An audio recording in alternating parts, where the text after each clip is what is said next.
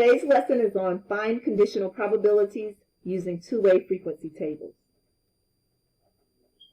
In the calculation of conditional probabilities, we will use joint frequencies divided by marginal frequencies. Joint frequencies are found in the center of your two-way table,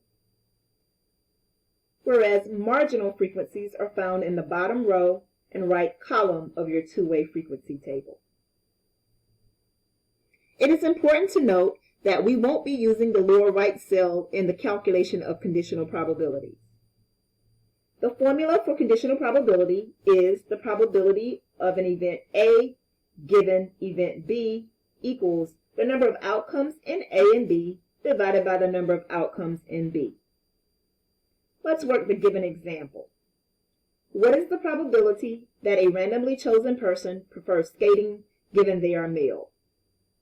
We're going to begin by highlighting the key words in our problem. Prefer skating and male, and we're going to look for that number in our two-way table, which happens to be 3. Then we're going to locate the word given in our problem and highlight all words that come behind it. This indicates the marginal frequency that we're looking for. So we're going to be looking for the total number of males, which happens to be 10. Therefore, the answer for this problem is 3 out of 10. I'm now going to go over 4 examples while you will work 6 examples and check your work at the end of this lesson. What is the probability that a randomly selected hot air balloon is yellow given that the hot air balloon contains 1 passenger? We're going to highlight the key words in the problem, which are yellow and contains 1 passenger, and we're going to find that number in our two-way table, which is 4.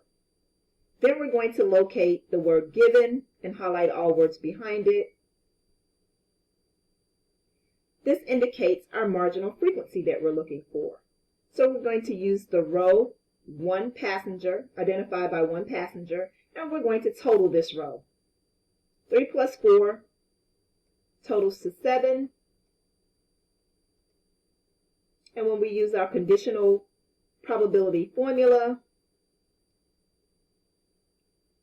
our numerator is 4 and my denominator is 7. Therefore, my simplified answer is 4 over 7 for number 1. Number 2. What is the probability that a randomly selected sandwich was made with chunky peanut butter given that the sandwich was made with strawberry jelly? Again, we're going to highlight the key words in the problem. Chunky peanut butter, strawberry jelly, and find the indicated number in the two-way table, which is 6. Then we're going to highlight the word given and all words behind it. This indicates what marginal frequency we're looking for. So we're going to look in the row labeled by strawberry jelly and total that row up. 2 plus 6 gives me 8. Therefore, my conditional probability is 6 over 8. And when I reduce that, I get 3 over 4. Therefore, my simplified fraction is 3/4. Example number 3.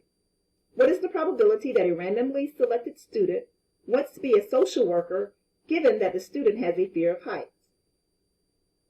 We're going to highlight our keywords, social worker, fear of heights, and look for the number in our two-way table, which is 4. Then we're going to highlight the word given and all words behind it. This indicates what marginal frequency we're looking for. So we're going to find the total number of people that have a fear of heights, which we're going to total this column. 4 plus 2 is 6.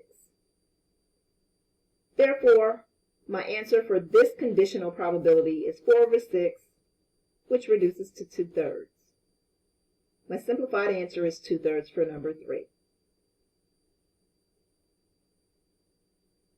Final example that I'm going to go over. What is the probability that a randomly selected casserole is filled with spinach given that the casserole is shaped like a rectangle. We're going to highlight the key words in the problem, which are spinach and shaped like a rectangle, and find the indicated value in the two-way table, which is 7. Then we're going to find the word given and highlight all words that come behind it. And this is the marginal frequency we're looking for. So we're going to find the row that contains rectangle and add all numbers in this particular row, which are 7 plus 2, which equals 9. And we find out that our answer for this conditional probability comes out to be 7/9. You now have 6 problems that you should take a moment to work out. Please pause the video as you're working the problems.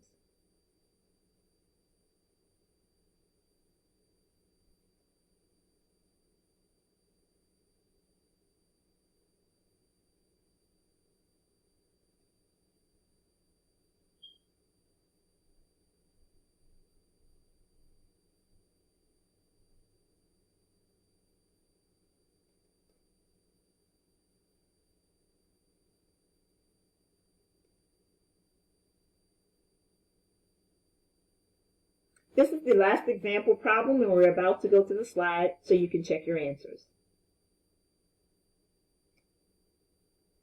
Take a moment to check your answers.